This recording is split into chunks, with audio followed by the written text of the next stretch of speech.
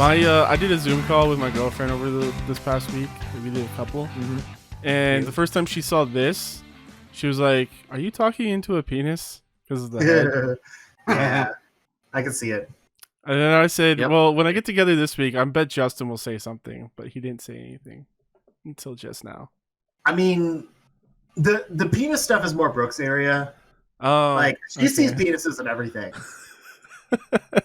Like, you know, in the Mandalorian this week when Mando put Grogu on the ball thing. Oh, no, hold on. I'm not. He's being somewhat vague about it. Yeah. Headphones. I'm out. She was like, that thing looks like a penis. I was like, you think everything looks like a penis? Let me know when you're done. We're good. Come back. Are you sure? Yes. Is it safe? Yes. Is it secret? Okay. I don't believe you, but I'm coming in anyways. Anyways, Mandalorian dies. No.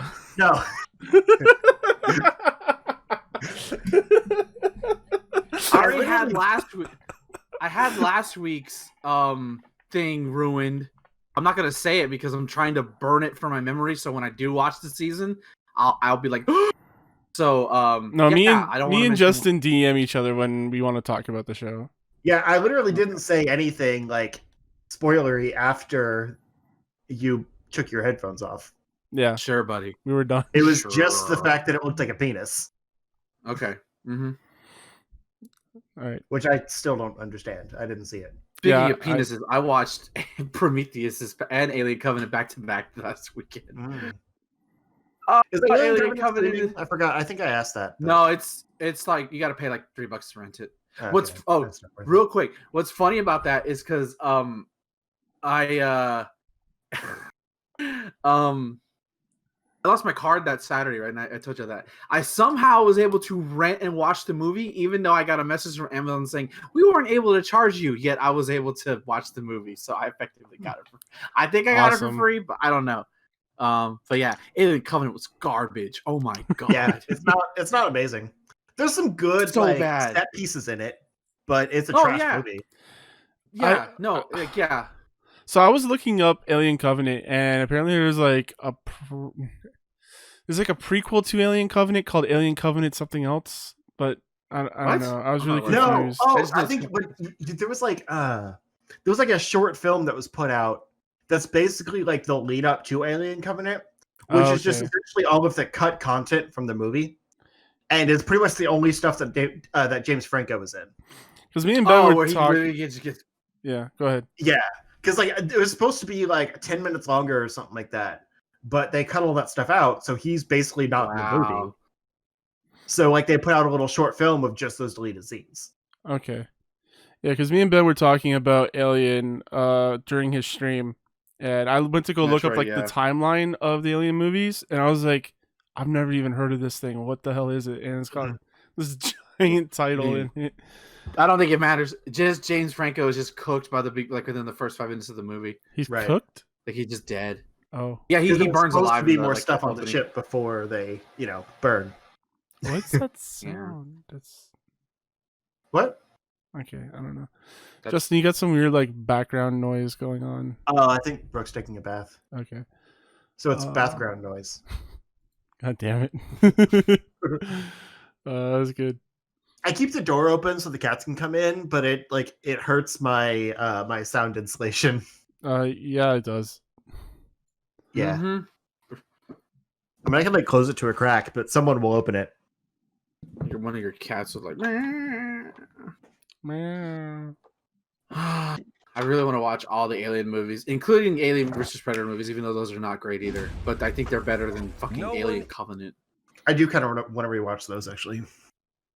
I've seen Alien vs. Predator once, and that's it. I mean, if I have to find days for it, that's the thing. Yeah. I'm free every other Tuesday for the foreseeable future because my Starfinder game was ended. Yeah, that's. I mean, if you want to wait till after me and Tyler do our atomic shot, that's fine. Yeah, we could do that. Yeah, but we don't finish till 8:30, 8:45. No, I mean you only have a few left, right? We're gonna go on break briefly, and we're gonna come back in January, and we'll probably end around March. Gotcha. Maybe February, March, something like that. If we're like on time, which we have been. Oh, is Godzilla 98 streaming anywhere, or do I need to find it? No, it's on Amazon. You can rent it. It was on Netflix for the longest time, and that's where I was gonna watch it because I didn't want to pay for it. Right. But it's on Amazon unless they remove it within the week. Okay, I'll grab it. That's fine. Usually when I rent stuff, I do it through Google because I have like free credit with them with the like their survey stuff.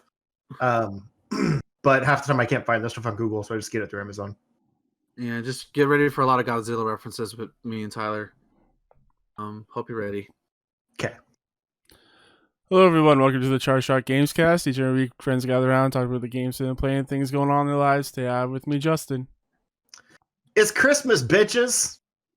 And Ben. Anything for Selena's.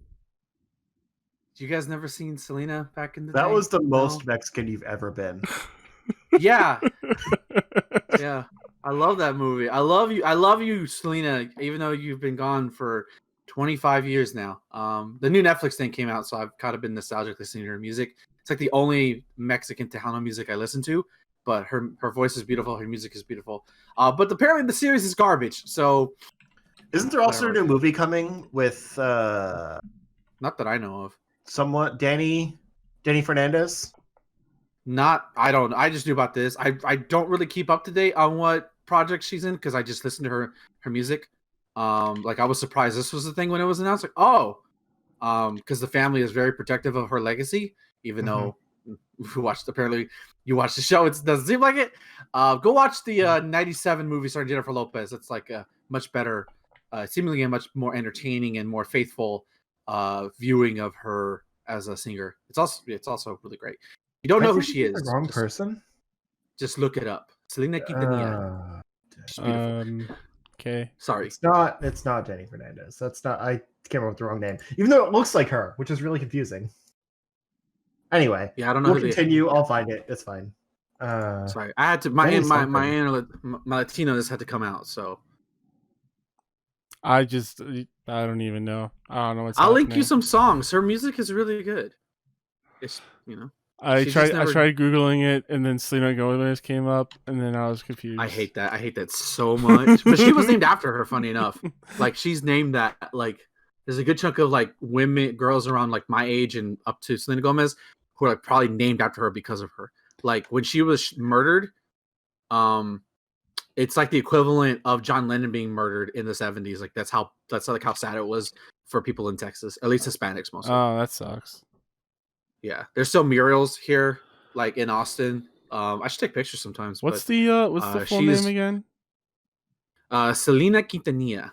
Oh, that's how you say that. If you just start, Quintanilla. Yeah. Okay, I was looking at it and I was like, should I say this or should I just let Ben say it? Yeah, Quintanilla. Yeah, it's not even for like Mexicans. It's not hard. Because I was gonna say Quintanilla. No, okay. Here's how wrong I was with this name. I was thinking of Gina Rodriguez. What? Oh my god! See, this is why I can't. This is why I don't talk about Selena, the true queen. To be fair, it's. I'm not justifying it, but it's 4-letter first name, very Mexican last name. But like, now that's about as close as they are. Yeah, that's why she just went by Selena. I can't remember what her original last name was, but oh god, I can't remember his name. James Olmos, I think. Yeah, James Olmos plays her dad in the first movie, and that made me fall in love with him as an actor. And he's great in that movie. The whole cast is great. But yeah, just go watch that movie. Don't watch the Netflix one. Apparently, I'm not seeing a Selena. Sorry. I think it was like she did like a Selena like Halloween costume or something like that that made the rounds. Maybe that might have been what I was thinking of. Maybe. But Gina Rodriguez is great. That's the point. Even though I couldn't remember her name. All right. So Justin, do you want to talk about video games or? Oh yeah, Gina Rodriguez plays video games. She's like a super nerd. Anyway. Yes, she does, and Does she? Yeah. Okay. Yeah, she's talking about. I just get retweets. Okay. Like lately, it's been Animal Crossing because that's what all the celebrities are playing. But like she's played other stuff. And yeah, so I have mostly just been playing Persona 5 again. I'm about like 65 hours in. I just beat the third palace. Well, I say just, but I spent the last few hours playing again, and like I basically did the days like until the deadline or whatever after the palace. Because as Tyler said, like finish the palace as early as possible, and then just spend the rest of the time screwing around. That's basically what I did. Yeah. Yeah. So like I finished it with like 15 days left or something like that. So what I played tonight was those 15 days. Like I hit the deadline like right about the time we were supposed to start. I was like, crap. There's like a lot of cutscene stuff happening right now. So yeah, I didn't really like the third palace that much. It was kind of like it was fine. What was the theme of it? A bank. Oh yeah. There was a lot of like memory puzzles, where like you get like number codes, but they get really tricky. So it's like letter equals number type of thing. But they get tricky where it's like actual like math formulas and stuff. And so every time you get to a code checkpoint, you have to like go into your inventory and like figure out the math puzzles and then come up with the combination to type in and then close out of your inventory, pull up the keypad and like remember the thing that you had just found in the inventory and type it in. I just take a picture with my phone. Well, I mean, like, it's like you have to look at multiple things in the inventory. That's what I'm saying.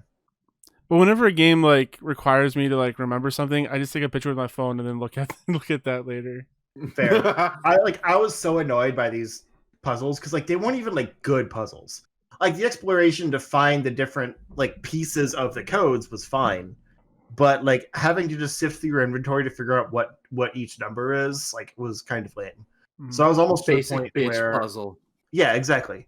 I was almost to the point where I was just like was looking up the codes, but like you have to do the work anyway. Yeah. It's just I wouldn't have the time like sifting through my inventory, figuring out what number is what. So like it wasn't that bad. And like the boss battle was actually pretty cool.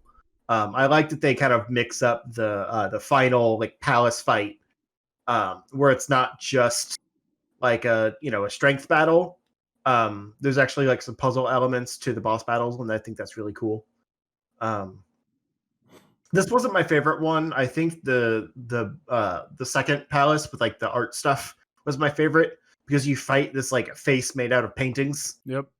Which is really cool. And then after that, it like he like can it one hit kill you? No, I don't think so. It didn't, at least. But after you beat the face, like the artist pops up and then like paints clones of himself. Wait, hold on. Prince shows up in this game? You didn't tell me that. No, not the artist formerly known as, just the artist. Nice, thank you. I was wondering if you would know that. Yeah.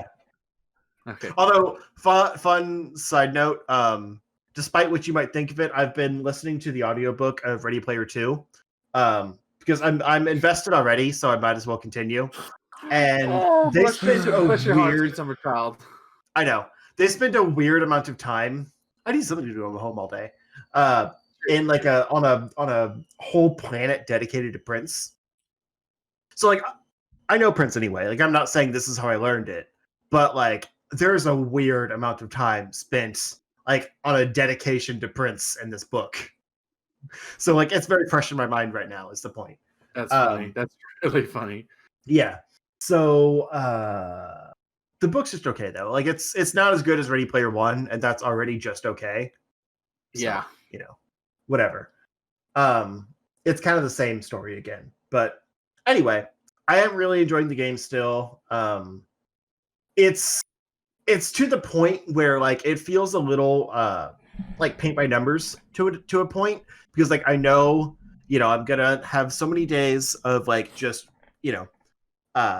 improving bonds with my confidants, raising social stats, and then getting the next target, infiltrating their palace. I try to do like the palace as quickly as possible, so like I will burn through items to keep my HP and SP up so that I don't have to leave. And like try to complete the entire palace in one run if I can. There's some times where like you have to leave to change something in the real world in order to affect a palace, but if not, I stay in there until I do it in one day. And then you have to send the calling card and leave, and that. But yeah, and then I do that, and then like after that's completed, I spend the rest of the time waiting, doing that again. But like I'm pretty invested in the characters, so I don't mind that grind because like I want to hang out with my friends in the game, Mm-hmm. So like my main grind right now has been to raise my social stats so that I can hang out with the hot goth doctor again, because she won't talk to me right now. So I need to get my charm up, I think, so I can hang out with her again. So it's like those elements are kind of tied to each other in a way that like I want to raise both of them at the same time. Mm-hmm. So like as a stat goes up, I know that I'll be able to reconnect with those people that I've neglected. But in the meantime, I'm hanging out with the other people that I can spend time with. So like I'm actually like the time management side of things is not stressing me out in a way I thought it would. I actually find it kind of relaxing. Yeah, because you actually get a lot more time than you think you do. Yeah, like you could really only do one thing in each time span. Yeah. But like as you go, you find ways to spend more time on those. Like I was working on raising my bond with Kawakami, like the teacher / maid. And I've gotten to the point where I'm looking up what the bonds do because I don't want to have to deal with everyone if I don't think their rewards are worth it. Mm-hmm. And so I'm prioritizing now. And so I saw hers give you like the ability to kind of multitask. So you can call her up and have her like make coffee for you or do your laundry for you or things like that. So like she could do something. Yeah.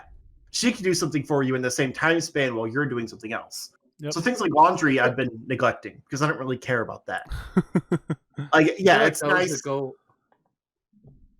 What? If you go with Kawakami, I feel like you kind of have a MILF fetish that you're not willing to admit if she's taking care of you and shit like that.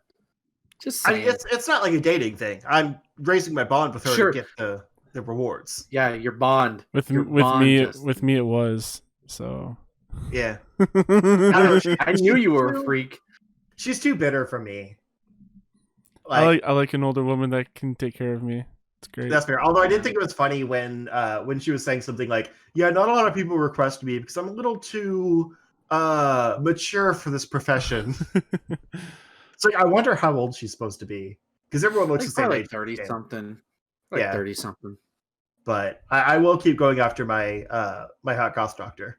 I don't know what it is. Like I don't think I went all the way with the goth doctor. I went all the way with the teacher. So.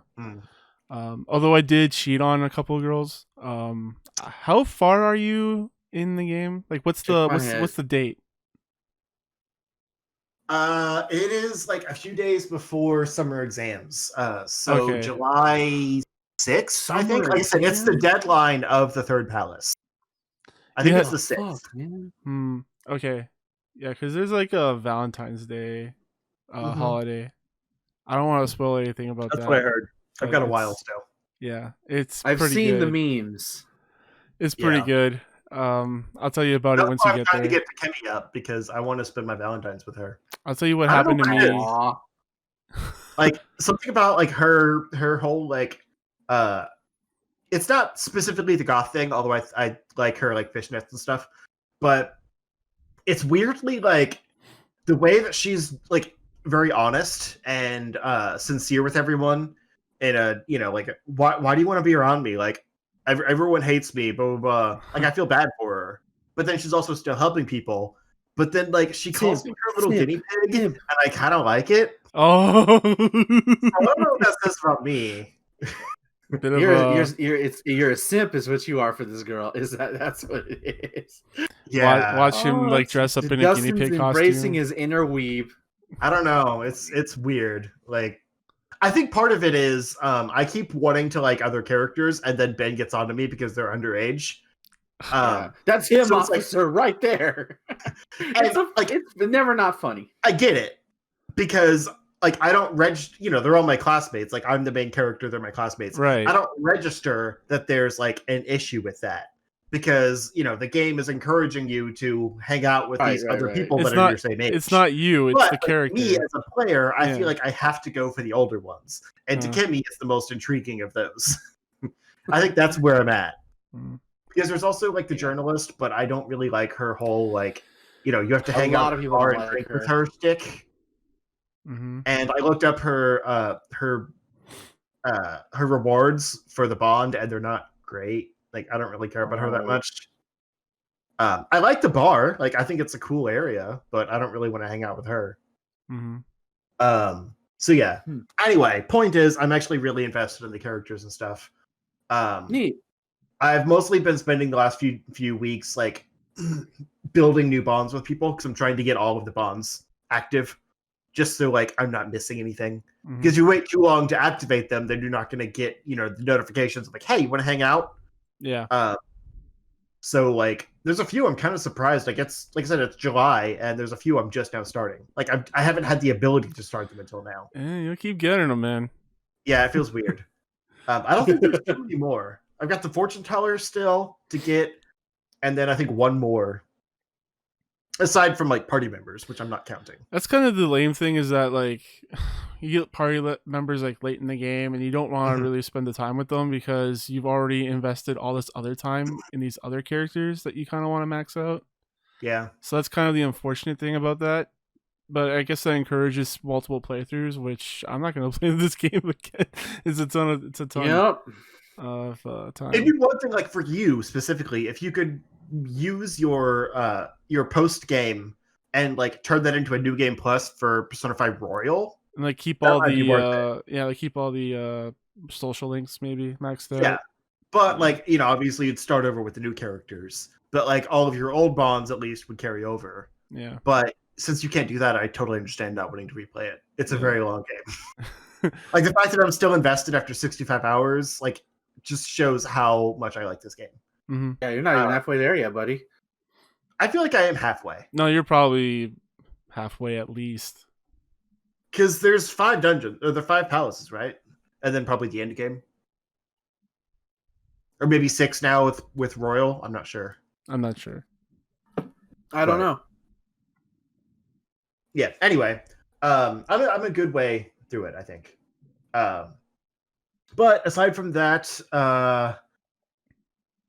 I was going to play some Dead by Daylight because they dropped a new update with a new killer and survivor, which I don't really care about the survivors; they're pretty interchangeable. But the new killer sounds really cool. It's like it's this kind of creepy woman, I think, that like has another person inside her chest. Oh. Apparently, the Dead by Daylight developers do not want you to call it a baby because you can kick the creature if it gets close to you, and they don't want people to say kick the baby. Don't kick the baby. It's essentially a baby. Like it is a small person. And yeah, so it's like the killer is like this kind of 2-form thing where you can either be both of them together, or you can like send the little thing out like to do recon for you. And like while it's doing recon, obviously the full-sized person is left like unguarded or whatever, but like the little thing gets like its own special powers and stuff. And like that's such a cool idea for a killer, like kind of that two-side assault. Right. So I was gonna try it out after the patch that added these things in. Not to play the killer, I don't really do killer, but like I was hoping to run into the killer. And I guess the patch like borked the game. Oh no.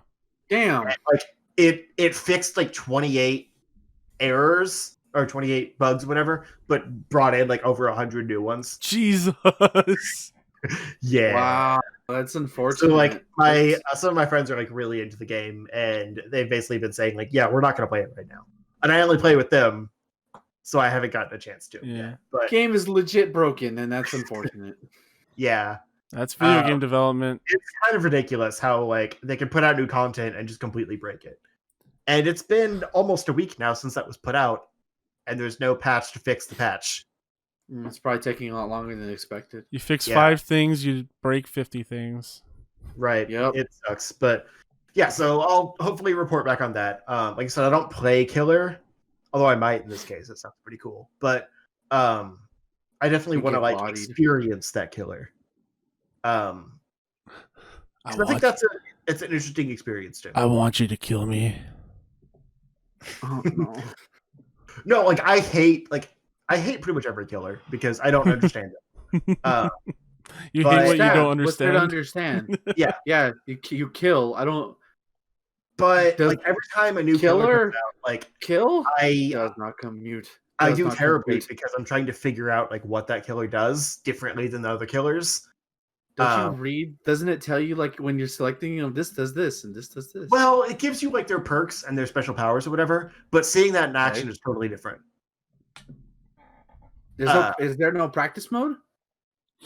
There is, but you have to be with other people, I think. That's dumb. Because like if you're a Killer, like what are you practicing against? You know, learning how to use the moves, like just movement, how you move. I mean, I guess, but I feel like a practice mode would probably help. Maybe. Just saying. Whatever. Anyway, beside that, I jumped into like an hour or so of Control because that was added to Game Pass this week. I don't understand it. Like you're not supposed to. Strange game. Like I booted it up and like the first cinematic is like some weird like ethereal, like she's talking to herself about something that I didn't know yet. And then like it drops you into the game and she's like exploring this facility again, still talking to herself, but also responding to herself. So clearly she thinks there's someone else there. Oh, you haven't. I mean, I do that. You haven't met what the hell is its director name? Well, her brother? No, like the thing inside of her. No. Okay. I'm gonna play this game too. So yeah, like I said, I just played like an hour. I met Emily. I think they call it Polaris because like the North Star. Sure, that's pretty. I'm gonna name my daughter that. That's pretty nice. That's an X-Men though. So I mean that's fine. The North Star's been around longer than the X-Men has. No, I'm just saying like your daughter that like I don't know, some great connotations. It could be. It's better than naming my son Kal-El, which I know somebody who's named their kid Cal. That's unfortunate. I mean, I know someone that's named their kid Cal, but not because of Kal-El. It's short for like Calvin or something. Anyway, Calvin and Hobbes. Yeah, like I think I'll like the game. Like you said, it's not a traditional cover shooter or anything, and I'm not good at cover shooters. I'm good at like it's still pretty hard though. Just to be fair, it's still pretty hard. So if you can change the difficulty down, I'd recommend it. I don't think I saw a difficulty option. Yeah, I was saying. Yeah. If you can get health mods, I recommend putting those on right away, for sure. Okay. Yeah. Like I'm best at like the just run in and shoot stuff, and that definitely seems to be the focus so far, at least. Because in this one, you get like a health bar, and you only get health back when you kill enemies or when the combat situation's over. So you actually need to be on the offensive. Right. Yeah. So I think I'll be okay with the combat system and stuff. I have a hard time, like in general, investing myself in stories I don't understand. Yeah, this one kind of thrusts you right into it, right? Because like everyone, like, man, once you get into the story, it's fucking crazy, man. And she just goes along with it. It's like, yeah, okay. Right. It's like she suddenly just becomes the director of this organization. Yep. Yeah. That she had nothing to do with going in. And it's like everyone's like, "Oh, you're the new director. Welcome." Yeah. It's like, what? She's like, I guess I'm the director now. I don't call myself that, but I guess I am. I think it's because you get the gun, right? You pick up the gun and it makes you the director. So, which I like some of that stuff. There was like dialogue in there that was like, it felt very much like a legal document that was being read aloud because it was like word/word. Right. I definitely recommend reading the stuff you pick up. Like, it's really cleverly written. It's really good. There's a really good writing in this game. and a lot of environmental storytelling. So yeah, there's a lot of things you pick up though. Yeah, I think it's worth it. But if you at home, what are you gonna do? Exactly. I mean, you just said I need things to do. You could be reading this instead of Ready Player 2. Checkmate. Oh, I'm not reading that. I'm listening to it. So you could be the time you're allocating. You could be reading. Checkmate. Gotcha. You could be reading Control and then listening to whatever. I can't multitask. You could just not listen to Ready Player 2. I'm almost done with it. That Oh, why you gotta listen to garbage? I listen to you. True, that is true. I didn't. For the record, that was not self-deprecation on myself. I just want to point that out. It's point proven. It was deprecation on you. It was from me. Dunk, and then I just ripped your head off in Mortal Kombat. Yeah. I'll just do 5 challenges in a row just to fuck with you.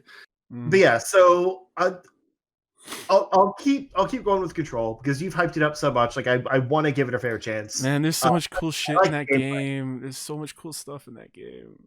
Yeah, I just not like I don't really like the map layout where it's like it just kind of pulls up a map and like the objective tells you where to go, but you just have question marks on your map. Yeah, until you get there, and then I'll tell you what it is. Right. We'll find it, bitch. So it doesn't do a very good job of like, which I realize I'm talking handholdy here, but like when it tells you, hey, go to this place at this location, and then you pull up the map and like you don't know where that location is. You're supposed to read the signs. Objective. Right. I figured that out. I'm just saying, like, yeah, it's supposed to be more like in the environment, like they try to be more realistic with this, where it's like you need to go to this location, so you read like the arrow goes here. It's like, oh, okay, I'll just go through this area. Nice. Yeah, once I figured that out, cool. I'm just saying, like, it does not like it doesn't hold your hands at all. And like, I would pick up mods and stuff, and like I didn't realize I had them until I was just like playing around in the menus. Mm-hmm. I was like, oh, I can equip weapon mods now. Cool. Mm-hmm. Yep. And that kind of stuff, like, it's a little overwhelming to start with while you're still trying to figure out what the game even is. True. Yeah. Yeah, I agree with that. So, like, I just need to give it some time, and I haven't been like in the mood for that type of game lately. I've been honestly just in the mood for Persona. So I want to give it a fair shake rather than just try it because it's available. Mm-hmm. But that's mostly it right now, I think. Yeah, I don't really remember the week that well, honestly, but I think that's it. Mortal Kombat 11, playing more Kombat League stuff with Rain. I think I'm getting better with him. Still doing some B&B stuff. It still makes me feel great whenever I make players switch from whatever character they're playing to their mains or maybe like a counter pick, and I still beat their ass. Oh, that's so awesome. But I played against a really good, cool katana player that just whooped my ass, but it was still so much fun. But I'm starting to get good with it. My favorite combo is just to be able to do is starting it and then doing the round the world kick. Oh, that's so, and then ending it and then doing the bubble, where he kind of does like a Blanca ball and he can basically do like a Azuna drop down. Oh, it's so good. I love playing this character. He's completely different than like MK9, at least from what I remember. But God, it's so much fun. And I like how cool they made him. But another stuff I'm playing, Hyrule Warriors. I think I'm hitting the wall with this game. And not that it's bad or anything, but that it's a Warriors game. It's a lot of the monotonous same shit over and over again, and you can only handle so much. And a lot of it's kind of my fault because as you do story missions, at the end, when the next chapter starts, it'll show you the next story location, but then it'll show you like, here's a challenge here, here's a recruit, here's a little thing you can do here, and a lot of them are like, and I'm like, okay, I think I'm doing too much, but then they're like fun or are like, well, I need just 10 of these things just to unlock this thing, so I'll just go do this real quick because it doesn't take me that long. But it's still solid, still a very fun game. I still recommend you doing them because you can get double, like any other Warriors game, like double the super meter, extra hearts, extra combos. And I've been like fusing my weapons, getting stronger weapons. It's a lot of fun. Like they put a lot of effort. I'll say this is the best. I still say it's the best Warriors game I've played. And I think the frame rate runs a lot better than it did in the demo. Obviously, when a lot of shit's happening on screen, it just goes to like not even 10 frames per second. It's a joke. Oh, but like Switch Pro win. Yeah, but like that's only when like you're doing like the most egregious is when you're playing as Impa and you can summon all 3 levels of her water clones, and you're just like just like slashing in and in and in. Then shit just gets in, like the frame rate just tanks, and it's never not funny to me. But all Warriors games usually have like terrible frame rates. That's not even a Switch thing. That's just like Koei Tecmo thing. Ask any Dynasty Warriors player. But I think I'm gonna just try to push through the story. Because I want to cry, because I know how this game should end, with everybody dying. Sorry if I spoiled Breath of the Wild for you, but like I want to get there. But I will say this: one of my favorite moments happened this week. It kind of inspired what I'll talk about at the end of the show. There's a moment where, like, obviously Zelda is still struggling with her powers. Right, she doesn't know if she can gain access to the ability to seal Ganon. And little R2D2, as I'm calling him, little R2, like starts playing Zelda's Lullaby through his like little machine. And I don't know what it is about that song, but like I start crying and I start like remembering my childhood. Like I love that little simple little tune. And it kind of alludes to some things that there's more to this little guardian that you might think, which I won't reveal in case you're curious about the story. But hey, that's not. I don't think it's a spoiler to say that Zelda's Lullaby is played in a Zelda game. It didn't come from an object I didn't expect. It just came. Justin. Yeah. He said it. Yeah, I did.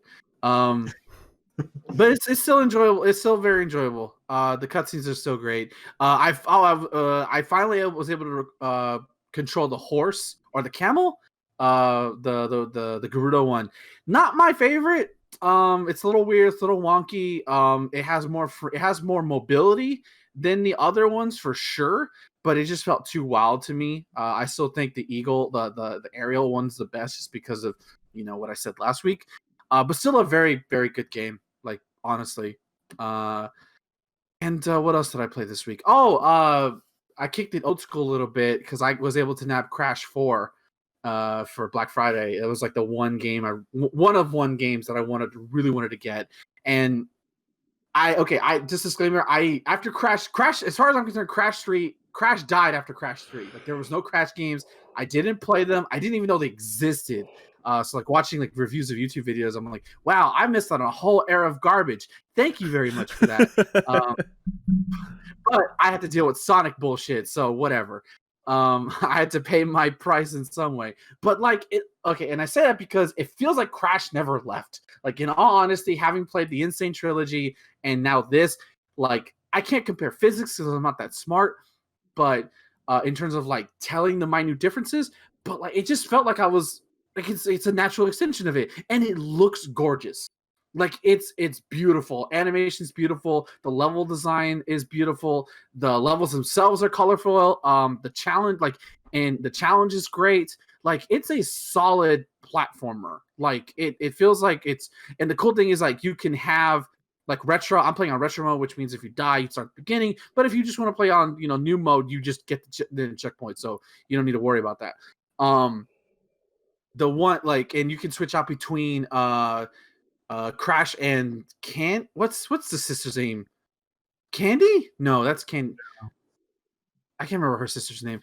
Whatever. You can switch them out whenever you want. There's no gameplay differences, but Tawna, which was Crash's girlfriend in the first game, an alternate universe version of her shows up, which I think they showed that off, and she has like a whole different gameplay. She basically plays like a Belmont. She has a whip that she can use at any time. She can still jump on enemies, but she has her own unique levels.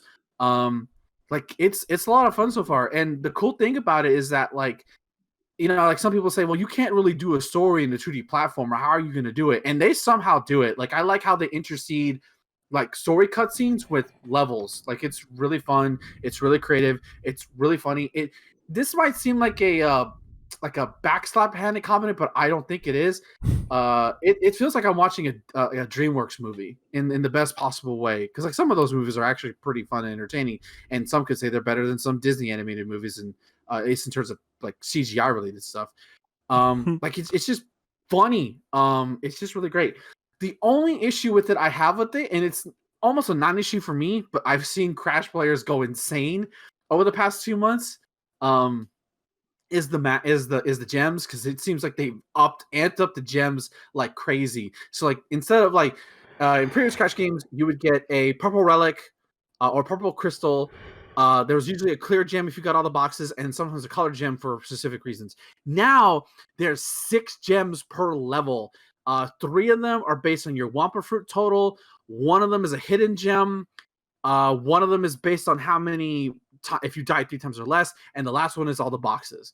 And from what I can understand, Crash 4 turns to a completely different game once you start trying to go for 100%. And I'm not doing that. I'm just playing this as like I'm gonna get boxes as I go. Like I'm not ignoring boxes, but like I'm not gonna go out of my way to drive myself insane, because I've seen like I think Cat Icarus put out his video that's like 2 months. He's been working on it since the game came out, and all because of the 100% aspect. So I'm just not going to do that. So and I think so far I think you can just, unless you're like OCD, like I need to get 100%, which I'm sorry that you're that way, and I hope you get the help that you need.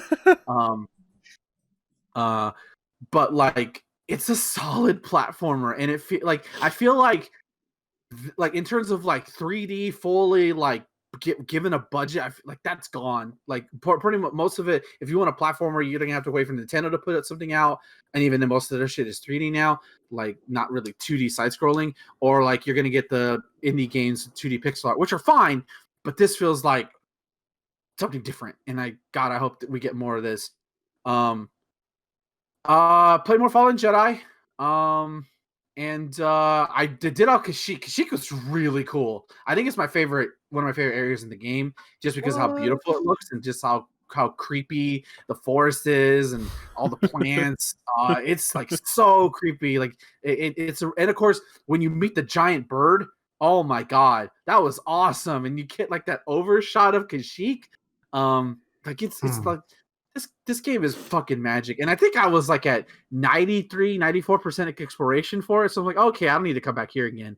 Because the most you get is like, I feel like exploration is worth it, but sometimes like I don't feel the need to go out of my way just to get like a different lightsaber color. I mean, not color, but like different color hilt or something. I feel like that's not really worth it.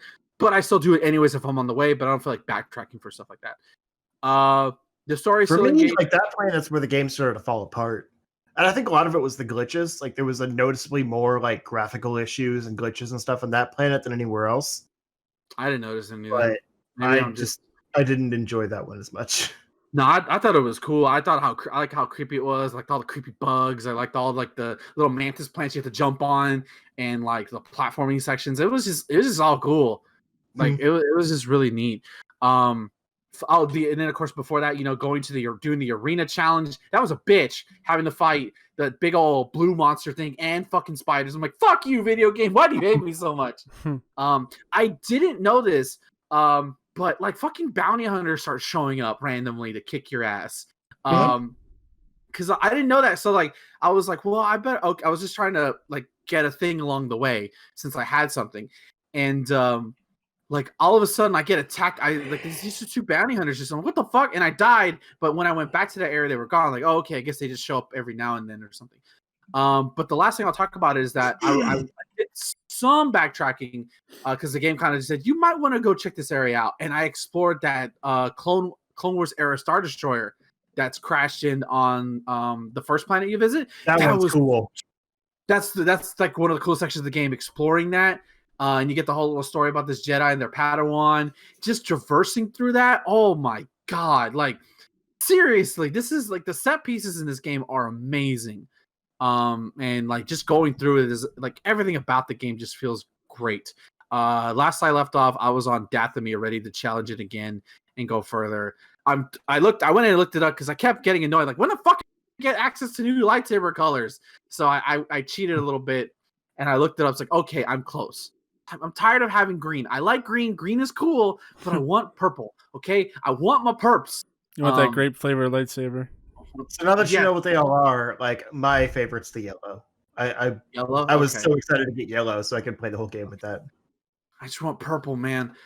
Purple rain. Okay. Anyways, GMC8. I will say though that the Wookiees look really really rough. Yeah. Yeah, they didn't look great. I didn't really look at them though. I bet if it was on the people. I bet if it was on the new consoles though, they'd probably look better because they do hair real good on the new consoles. They do their hair real good. Yeah, they do. Yeah, they do. Like I don't know. I didn't really pay attention to that. I think most of the NPCs don't look nearly as good as like say like the main characters do. Yeah. But I think overall like it's still a solid product. Like it's totally hard not to. Yeah. But sticking with Star Wars real quick, I at the last minute before the not Black Friday, but like Cyber Week sales ended, I bought Star Wars Squadrons because that was another game I was looking forward to. Say that again. It came out the same week as God, this game is also awesome. So like I remember us saying on the show, or at least I was saying on the show that I was kind of concerned about like how so much of the cockpit is shown, and like I don't know how to feel about that. And having played it, it really adds to the immersion. And this isn't your arcadey, Rogue Squadron fighter pilot thing. Like it makes you feel like you're in control of a TIE fighter and an X-Wing. So you do a prologue mission, you can actually customize your pilot to have different, not a lot, it's not definitely huge, but it's there. You have different voices to change. You like, funny enough, you can have like a female looking character but have a male voice or vice versa, which I thought that was neat. And you can like have cool names, you can change their names or whatever. But the first two missions are basically you get to try out a TIE fighter, which God, those things are you really get to feel the speed of those things. And so you have to use up or down on the left analog stick to control your speed, and it actually has a meter like in the ship that it'll show you that, and I think that's super cool. Kind of makes me want to play it in VR to like at least try it in VR just to see it, just once. So that's why I want it. Yeah, and you have like it shows you the screens and everything like that. Sorry, got a text message. And like you have to, and like just like in the movies or in the shows, like switch power to shields or switch power to lasers. You can do that by pressing either left, up, down, or right to your to it, and you can power your systems with that. And I think that's super cool. I kind of was hoping that the X-Wings that you could like press the button to switch into attack mode, but they just do it automatically, and that's a minor nitpick. It doesn't, but like it's just so cool, like especially when you start flying, you're dogfighting, and you see Star Destroyers in the background. Like they capture the feeling of being a pilot in this war. Like it's so badass. EA, what the fuck was wrong with you for not doing these early? Come on. Sorry, I have to say that because like this is what I wanted. This is what I bitched about for years instead of multiplayer only game. Granted, this game does have a multiplayer component, and I'm not complaining about that. But like, just give me good solid single player component. And so far, the narrative for Squadrons is pretty cool. It's basically a Imperial officer who basically becomes horrified at what the Empire is becoming, and he's like, I want to leave, I want to get out, and he basically defects, and that's the prologue mission. You have to escort him out. They're Nazis. So fuck. Yeah. It's that clip. Are we the baddies? I can't remember. Are we the baddies? Yeah. Yeah. It's that clip. So yeah, it's pretty cool. I won't lie. Like it's $40. Wait for it to go. I don't know. I guarantee you though, it's not for everybody because it will like it didn't disorient me, but I guarantee it will disorient you. And there's a lot of things you have to keep in mind of. You have to like, do I use shields? Do I lower my speed now? Do I increase my speed now? I feel like it explains itself really well together. But I think the true mastery and fun of this game is to master all these systems and being able to be the best pilot ever. I think that's the challenge. And I'm playing on normal mode, but like I kind of want to watch YouTube videos of like people like switching in between. Like I think that'd be super badass. Yeah, I want a flight stick. About it. When I play this, I want a flight stick. That'd be so dope. Yeah, that would be so. That would be cool. It'd be kind of hard though because like they don't. I think the X-wings have like traditional flight sticks, but like the TIE fighter pilots have like kind of like a like this kind of shit going on. So that would be kind of difficult. But like so far, it's been really good. The only game I didn't get to try was Immortals: Phoenix Rising. Just because I'm trying to beat Hyrule Warriors first. So I'll try to report on that next week. But yeah, that's it for me. It's been a packed fucking week. Cool. So I've only played like a couple things. First off, I'll just talk a little bit about Call of Duty Black Ops Cold War. I've only played a couple new missions since last time, and one of them is one of the missions I did is a flashback. So I assume that there's going to be a few flashbacks in this game. Like you're talking about previous missions and what you've done. Like recalling memories to piece together the puzzle of like trying to find this one guy. I think his name is like Volkov or something like that. Very Russian name. And so in the flashback, you're in Vietnam, and you're doing like Black Ops shit. So you're going in trying to find intel and like securing assets, and it's fun, man. Like it takes control of it does like full control of the haptics, and the triggers. I actually finally decided to disable the triggers because I felt like the resistance was too much when playing a shooter. I rather have the twitchiness, of Call of Duty, like without resistance of like shooting. Like the trigger, like the happy trigger finger. Kinda? Yeah. So like instead of like having to resist, like push a little bit more on the trigger in order to do ADS and shooting, I just do it normally because you want to be able to shoot faster, right? Right. So I disabled that. The 3D audio in that was actually pretty noticeable, and it was really well done. There was a section where I had to take control of the helicopter and go to the other place to secure the asset, and it was actually pretty cool. There was a lot of like you actually had to dogfight another helicopter, which was really cool. You could shoot missiles and guns and fly around, go up, down, and stuff like that. It was just a really good vehicle moment. They have a lot of those in Call of Duty games, and this one was pretty good. The asset we secured was a nuke, apparently. Yeah, we got a nuke. Yeah. Apparently they had nukes in Vietnam. Who knew? Are you gonna create Godzilla in Vietnam? Yeah, why not? Alternate timeline, sure. Sure. But then after that was a sneaking mission. Wait, what? It was a sneaking mission in Call of Duty. That's weird. Yeah. So you're stealth. You're going in through East Berlin, trying to find another like one of the guys that you're gonna meet up with.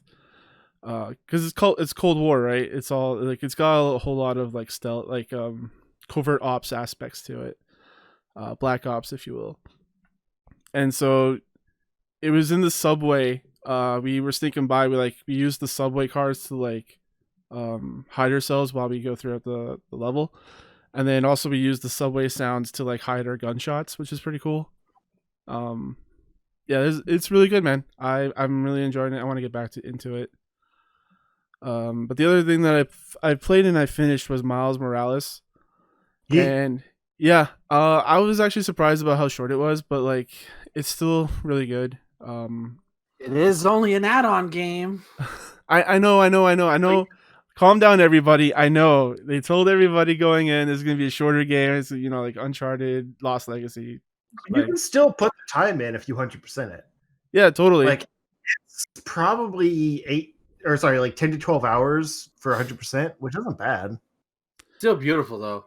Yeah. I don't know. I just caught myself I was just caught off guard. I was like, oh wow, this is like I'm already here. It's over. Yeah, the story's fairly short. That's all. What do I really have to say about? I like the Prowler suit. Like the suits that you get that you have to work towards to unlocking are actually really good. The other ones are really not great looking. There's stickers for sure. Yeah, totally. Oh my god, I saw the Spider-Man suit that Peter gives to Miles. Yeah. What the fuck, Peter? What I just have to ask that question. What the fuck did you like? Do you hate this kid? Yeah. That's what I wanted to ask him. Here's the thing. I put out just not to derail this, but I put out like my my Miles Morales story play thing earlier this month, and it's just a movie this time. Like I'm not doing like episodes a week or whatever. Mm-hmm. But I was really tempted to actually like re-record some stuff for it, where instead of that suit that Peter gives him, I turn it into the actual like Miles origin suit that you unlock later, because it's so much better and it's like actually comic accurate to be his first suit.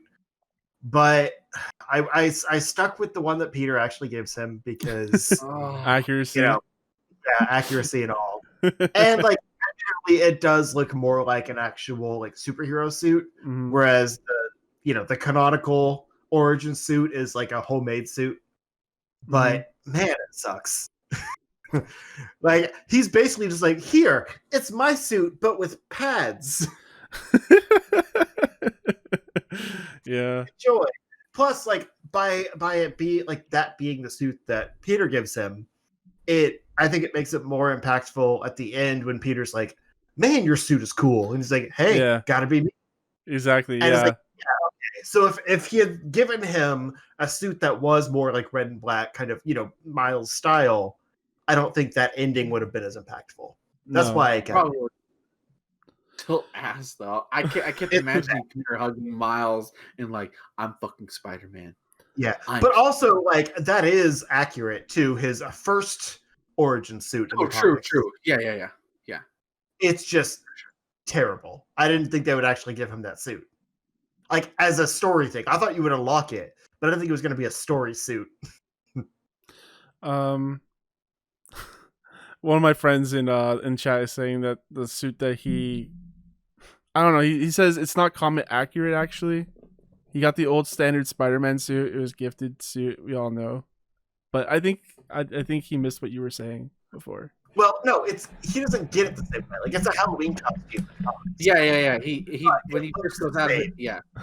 Okay. Yeah. He pretty much just puts on a makeshift fit with pads on. Like it's right. That is the idea. Right. Okay. My favorite suit is the end suit though. It's like the really badass bomber jacket with the camo pants. The camo pants is a bit much, but it's still pretty awesome. I use that suit throughout nearly the entire game. I love the way the physics work on it. Like the jacket, like the jacket flutters and stuff in a really realistic way. The spray paint on the back of the jacket's really cool. Yeah. Also they incorporated hood up and hood down for the suits, which is really good.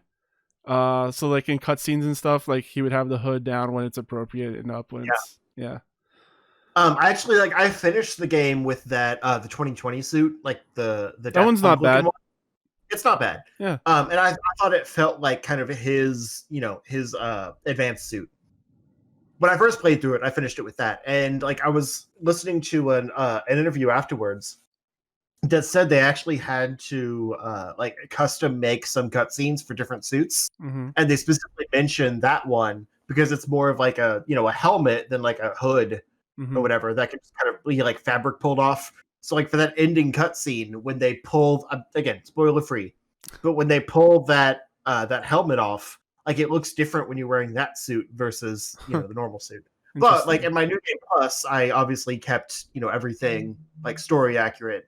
And I liked it a lot more because you could see the battle damage on his actual suit. Whereas the other suits look fairly, unharmed. Right. At the end. And I'm like, that's kind of lame. So like the emotional impact was a lot stronger when you use the real suit at the end. But it's cool if they put that extra effort in still. They actually had an epilogue to this one. I don't remember there being an epilogue in the other one. There was a few different, but there wasn't actual like missions or anything at the end. Okay. I would assume that whole DLC stuff was the epilogue stuff. That's what I was going to say. Yeah, that's true. Although that technically take place in their own maps, so it's a little different. Oh, okay. Well, principle. Yeah. The epilogue was like the ending was very emotional. It was very bittersweet. even the epilogue, because it's sad. I don't know if I can. I guess I won't do spoilers, but it's very touching.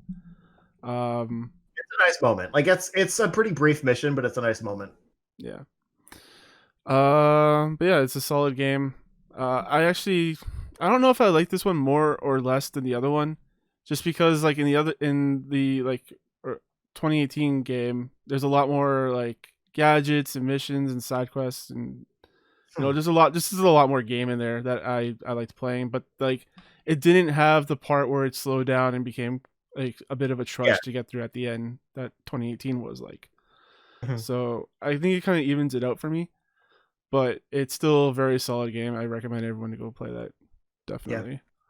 That's kind of my thing. It's like I was watching a video on like an in-depth analysis of the last game, like the 2018 Spider-Man. And a lot of the complaints there were analyzing like the slowdown moments with like the Mary Jane missions and the little, the science mini games and things like that. And how many like crimes and stuff you had to do, and just like a lot of the stuff that took away from the main quest, which was all fine, but like I definitely did not enjoy 100%ing that first game as much as I did Miles Morales. Right. But with Miles Morales, like once I played that, I commented on that video, like, it's funny how basically all of your complaints against this last game were fixed in Miles Morales. So like it's a shorter, like more concise game, but I think it also, like, because it's a tighter experience, it doesn't have all that bloat. And so that's why I like it more, is because like it does what it wants to do, and then it ends. Like it doesn't feel like it has to pad for time. There's still a few things that like are side quests that are, ancillary. But I think the side quests and like side activities and stuff are more interesting. And the fact that you only have to do, like, for 100% completion, you only have to do each crime once with all of the objectives in order to get 100% completion makes a big difference from having to do them 5 times in each district, regardless of whether you get, all of the like sub objectives, whatever, or not. And like the side quests and stuff you get through the app are more meaningful towards like Miles's kind of, becoming a hero. Whereas with Peter, it's like, I've been a hero for 8 years. Like, none of this really means anything. I'm going to go catch some bird. No, he hasn't, because he looks like he's 8. So he would have been a fetus. Well, I'm talking about the PS4 version with he doesn't look 8. Oh my god. No, I didn't like this model nearly as much in Miles Morales, but he's also not as, prominent in that game. But anyway, the point is, I think like the story in Miles is just as strong as the first game. Like it's not as epic, you're not fighting the Sinister Six or anything, but it's more personal to him. And I think the way, like, the first one, yeah, I think the way it respects your time more makes it a superior game, because the activities you have to do are all meaningful, and you don't have to do anything that's just filler, really. Right, but my criticism is that I said last week where I felt like the app, it just like I just did not do as many side quests. Like I wasn't as compelled to do as many side quests as I was in the in Spider-Man, because it was all in the app, and if I didn't look at the app, none of the side quests would pop up. So it reminds you in between missions, though. It's like, oh, I should take a look at the app. Yeah, and then I go, oh god, the app. I'm just not going to look at that. It's that anxiety and like, oh no. I enjoyed all of the side quests around Harlem, because like it was actively improving his neighborhood. So like I wanted to do them. But I can understand like whether or not just blips on your map that you don't want to do them. If it was blips on the map, I would actually go do them because I could see them. Right. And I get that. But like I liked that it didn't force you into anything, but it was also all easily accessible. Mm-hmm.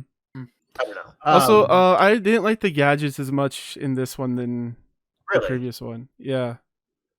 They had 3 different gadgets. It was the clone, like not the clone, the hologram, the black hole, and the shocker. Yeah, 3 and then your webs, I guess technically. Yeah, plus the webs. And I just didn't really use any of the other ones. Like I used the black hole when I remembered it, when I upgraded, when I was able to like steal weapons from enemies, because I had issues where people were just shooting me constantly. I was like, "Fuck you guys and your guns!" Boom, and I shoot the black hole at them. Yeah, but I don't know. I just didn't really find a good use for mixing up my arsenal.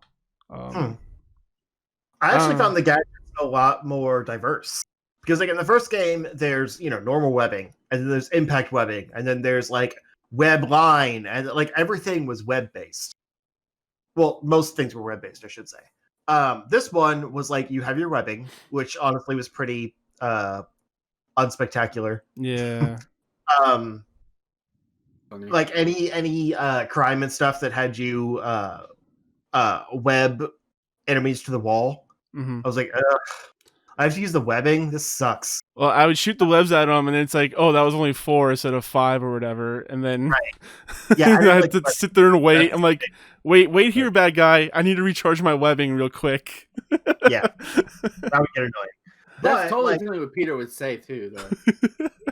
Except the smiles. But like I thought the hollow drones were probably the ones I used the least.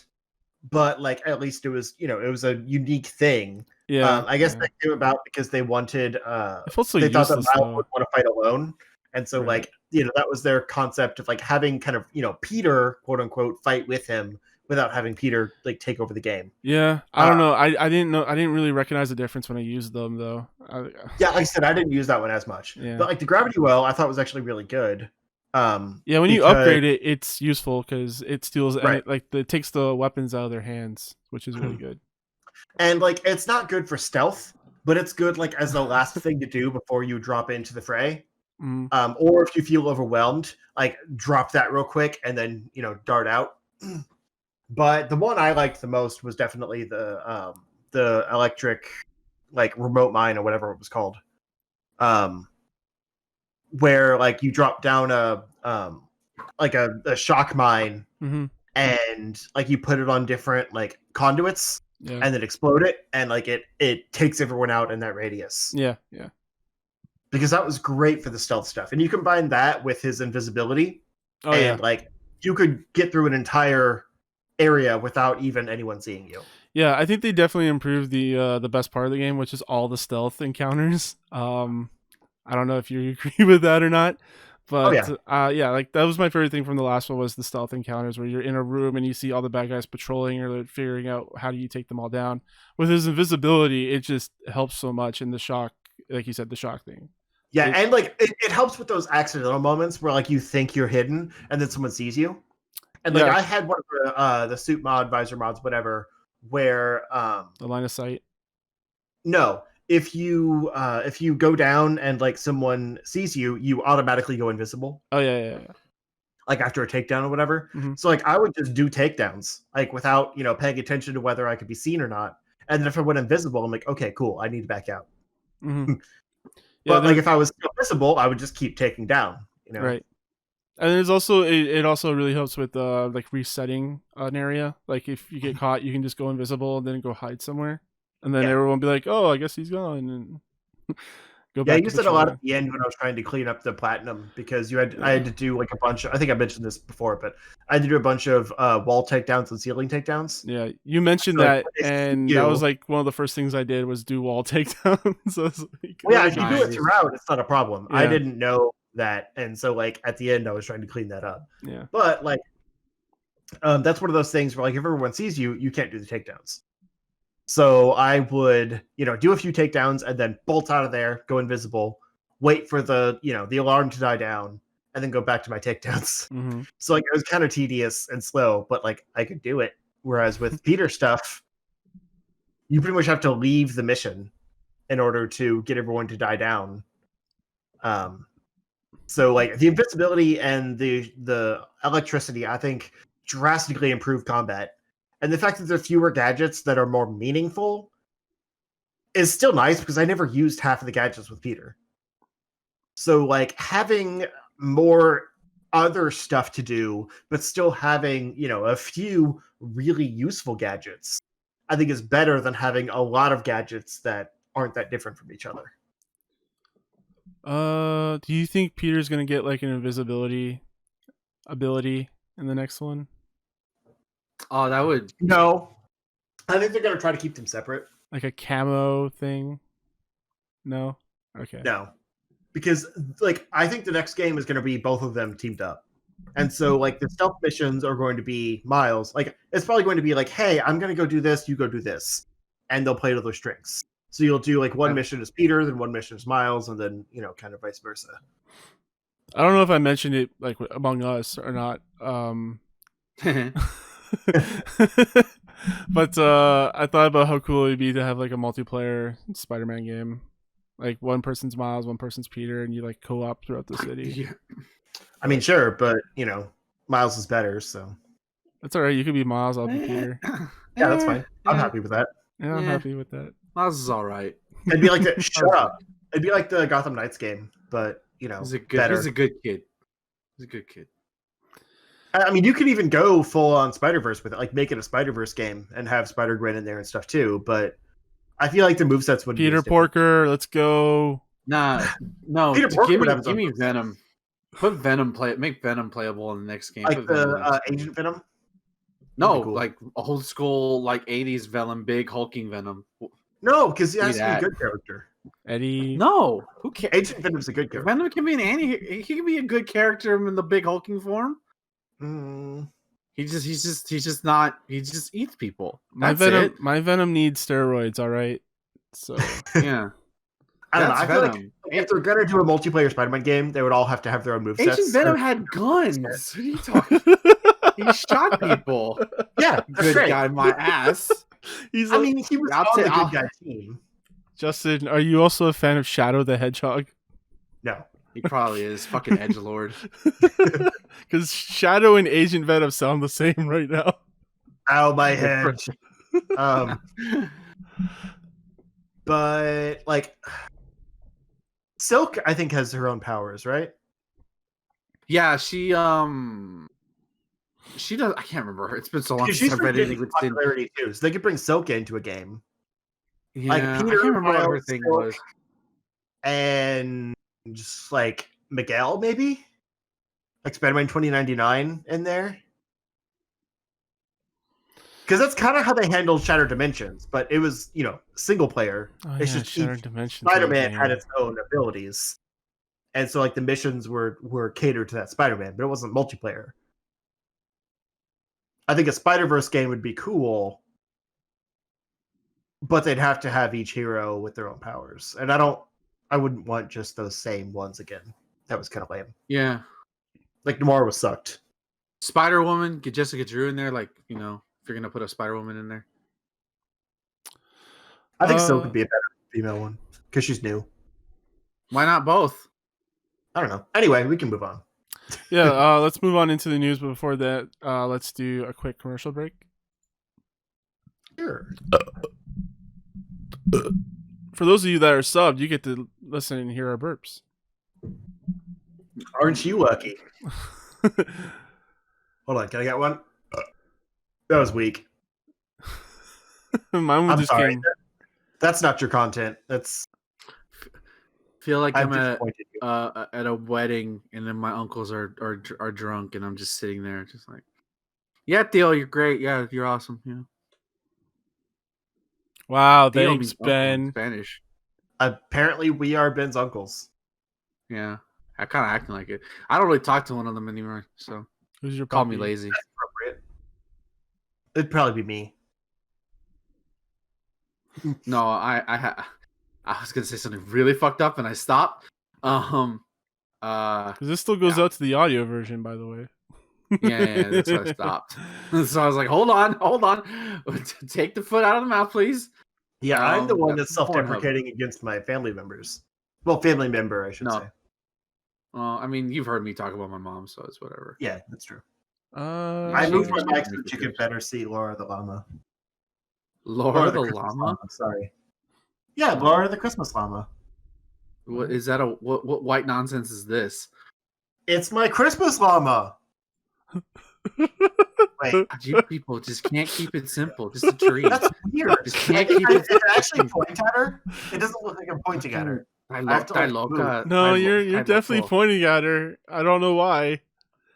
But speaking of llamas, let's talk about Fortnite. See, I gave that to you. Yeah, Justin's crazy.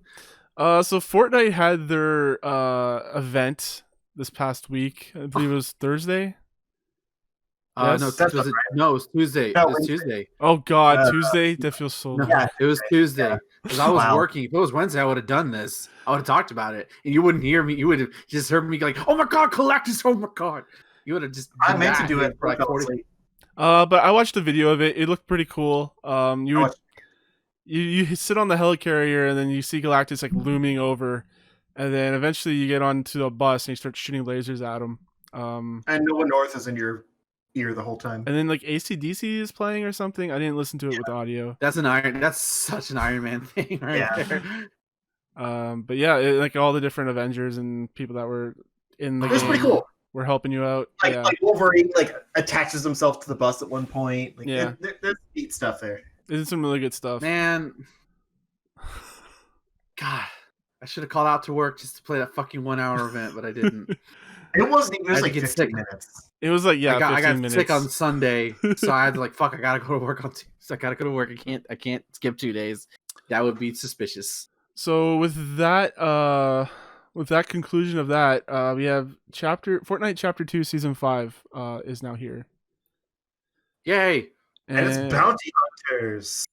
Yeah, it's Mandalorian and Baby Yoda. Yeah, his name. Don't know what else is here. A bunch of original characters. Oh yeah, there's like. Wait, do you know his name, Ben? I do not know anything about season 2. Okay, except for the one thing, which I won't I was say. about to say it. Fuck I was you, about Twitter. to say it, but then I stopped. Fuck you, Twitter. Can't keep your fucking mouth shut. God. Sorry. Yeah, I think these are all like original characters or something. I don't know. It's like a weird anime girl, which feels very Fortnite, but like I didn't expect them to actually do it. But yeah, they announced all these original characters, which is weird. They started with Mandalorian, and then like, here's all our OCs. But like, since this trailer, they've also announced some other characters. Like Kratos is coming. These are officially announced. That's okay. So weird. Kratos, and I think new Joker content. I think there's Master Chief, right? Yeah, and Master Chief. That's right. I forgot about him. So weird. Yeah. You can have John Wick fight Kratos in this fucking game. Yeah, you can. This game is insane. Yeah. But yeah, looks like a lot of fun. Yeah, what's kind of neat is like they've changed up the map again quite a bit, and there's like these like obelisks out now, and they're calling it 0 Point. So like Agent Jones, which is Jonesy, like the original character Jonesy. Not Will Smith, which is disappointing. Is investigating like what is left in the aftermath of the Galactus attack, and so it's like all these obelisks and things like that, and like there's new areas that are like bounty hunter focused, like there's a Coliseum and some other things. And it's just like bounty hunters going after each other, like trying to solve the mystery of 0 Point. So like I kind of like that like Fortnite has a story now, you know? Like it's weirdly interesting to me. Because like when you're just playing, this is insane. Yeah, when you're just playing matches, like you don't notice a story, but like there's lore. And yeah, I'm kind of here for it. Yeah, I want to meet the high schooler who has like a Bible of like Fortnite lore with all these characters. I want to meet that high school kid and be like, "You're gonna be a genius in 10 years if we survive." Yeah. Also, I do kind of want this Mandalorian skin. It looks good. I don't like that the ship is the glider because it looks so small. But I do like playing as the Mandalorian and Baby Yoda. I would like to see the baby. Like he looks real cute. Yeah. Yeah, Baby Yoda's adorable. Yeah. It coos. It coos at you. It does. That's upsetting. And its ears move. And yeah, it's cute. Yeah. Mm-hmm. And just drinking tea. That better be an emote for it. Just drinking tea. Or whatever. Eating macaroons. Oh, yeah, you don't understand that. Eating fish. I don't. Eating fish. Yeah. I mean, eggs. My bad. Yeah. Just putting, teething on balls. That sounded. Oh. Wow. That's him, officer, right there. Right there. Oh, dang it. That's so first Persona 4. Baby Yoda teething on balls coming this season on Fortnite. Jesus. You should put that as a clickbait headline. Just let it fly. Just let it fly. Oh my god. I don't have a transition for this. Justin, help me out. FBI, open up.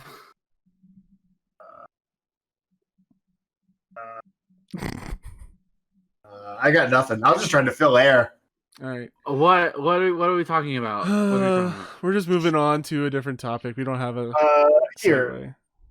I got nothing. But speaking of Star Wars, Oscar Isaac is reportedly cast as Solid Snake in the Metal Gear Solid movie. Okay, that was lame. I'm gonna give you a 0 for that transition.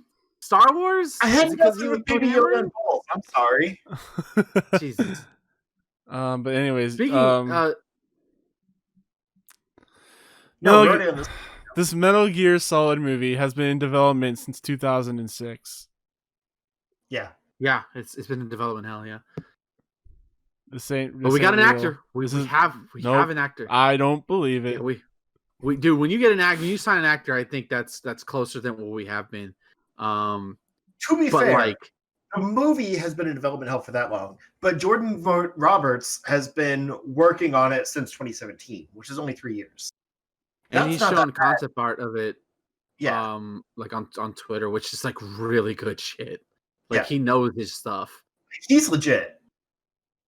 I like him as a creator. The director, yeah. But they like fucking Oscar Isaac, Mr. Sexy himself as Solid Snake. Hell yeah. Like if there's one man I can like trust to bring the gruff and occasional wit to Snake, I can't think of anybody better. Can you? Right now in Hollywood? I think he'd crush it. Oh god. And he has an amazing ass. And of course Snake has to have an amazing ass.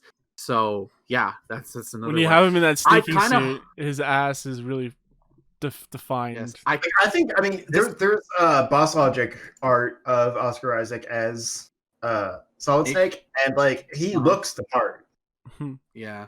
There was like a audio thing. I saw somebody posted a video on my Twitter timeline where like somebody asked him, well, what's the role you want to track? And he said Metal Gear Solid. Like who do you want to play? He goes, Snake, of course. So somebody probably thought like, get him now, sign a deal now. Jordan's worked with him before. Yeah, we're on a first name basis. I don't know if you knew this. But Jordan's worked with him before, and Oscar on a first name basis with him too. No, not to brag. Is interested in the part, so like it's a match made in heaven, really. Right, yeah. I kind of hope that he also plays Liquid since they're clones of like they don't look the same though. They fucking do it. I just want more Oscar Isaac. I don't give a shit. Let him play both. Let him play the gruff Solid Snake and let him play also the super hammy Liquid. Like, come on. Give me that. Why do you want to rob me of more? You just want a blonde version of him. I just want to look at him, okay? That's it. I just want to look at him. I'm going to watch Doom. Liquid is blonde. That's like a defined characteristic of him. He can be blonde. Why can't Oscar Isaac be blonde or put on a wig? Why? My wife probably doesn't even know what Metal Gear Solid is. She would watch this movie for Oscar Isaac. Yeah. Like that's a selling point. I hope they. Yeah. Oh, he's a movie star. He's like one of the few like movie stars that like you could probably put a name to something and people would watch. There's not a lot of those left. Like I love basically everything I've seen of him, but like I'm just saying that would sell the movie to people that have no idea what Metal Gear Solid is. Like that's a win. True, and and then they get the mind fuck that is Metal Gear. That's the best part. I have a feeling they would tone it down. Like if Alex Garland was pairing with Oscar Isaac again to make this movie, it would probably be weird. But I'm not sure this guy would. I mean, the first game's like weird just because of like some of the enemies, but like the themes of like anti-nuclear war stuff like that needs to be like pushed heavily. But you could probably tone back like Vulcan Raven turning into fucking ravens. You don't have to do that. Yeah, or like, switching your controller port. Yeah, well, you literally can't. I wonder if look at the back of the seat. That. Look at the back of your ticket. Oh my god, that would be so sick. That would be sick. You know, it would be. If you sick. went to a drive-in, it's like you gotta switch your radio to listen to the rest of this movie. Oh my god, that would be so sick. Halfway in, it's like, all right, now go to a different theater. Oh my god, yes.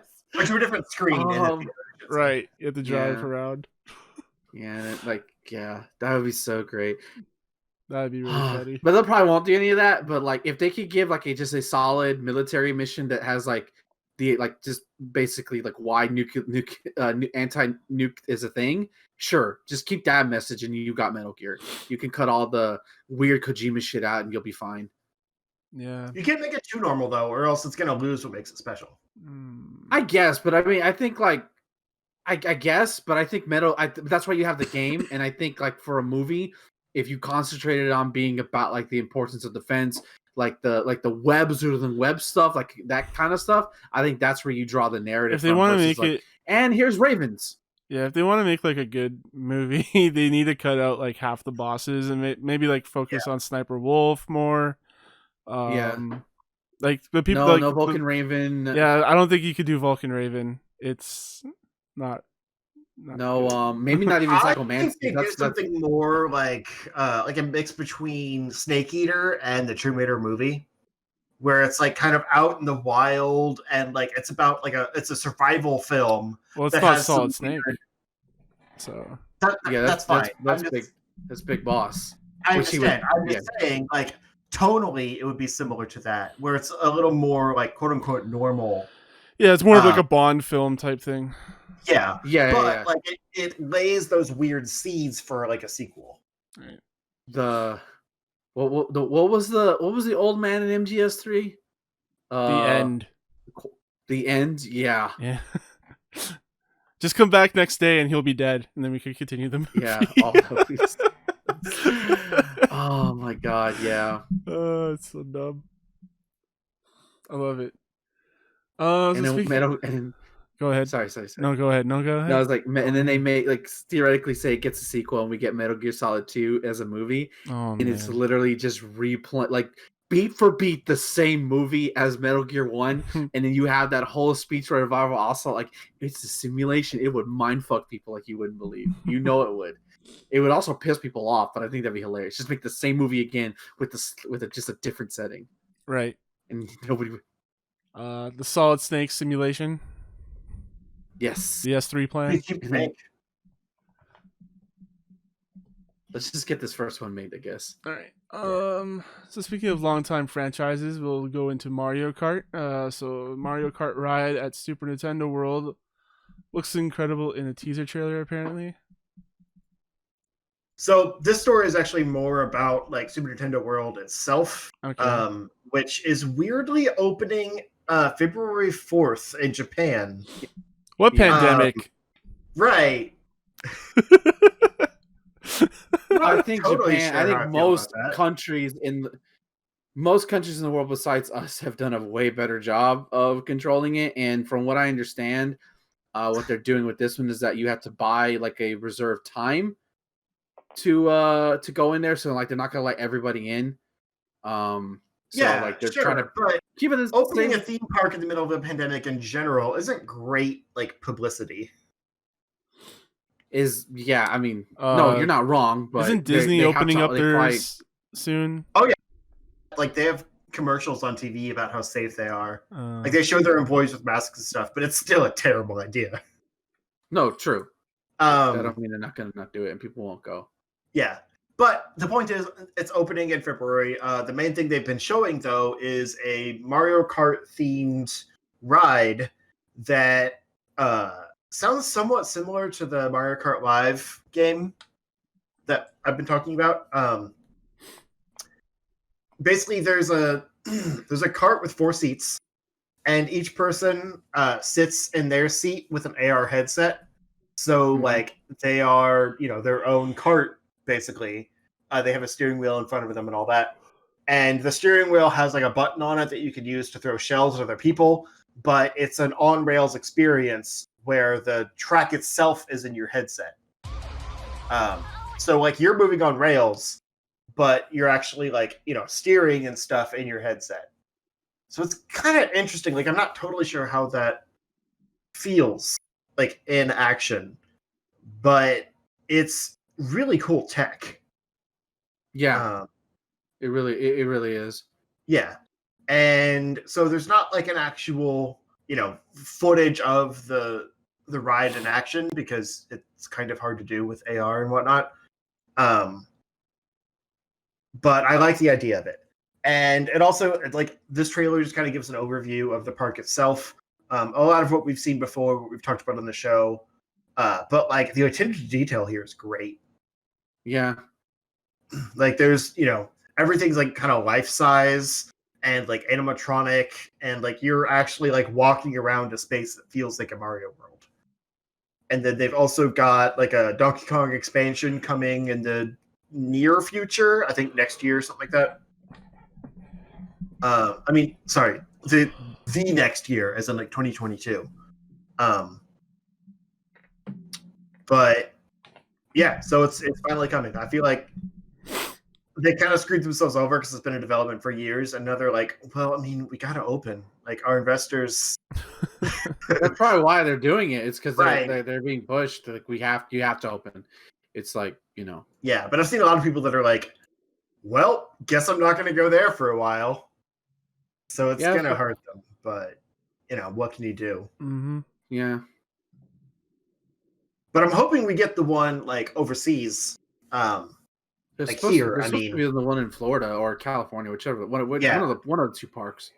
I'm hoping we get that one like, late 2021, 2022, somewhere in there, like right around the time the world hopefully gets back to normal. So I can actually, take a trip out there. Because I'm not going to go to Japan for theirs. But you don't want to go to Japan? Come on. Let's get a passport. I mean, I would love to go to Japan. I'm just saying, like, I don't think I would do very well in real time and then get arrested. Oh, that's awful. I'm sorry. Yeah, go after all the underage high schoolers. No. You said it. Clip that right now. No, please don't. It's Tyler. I know you're watching this, buddy. Do it. I'm a married man with jokes. Stop it. You got jokes?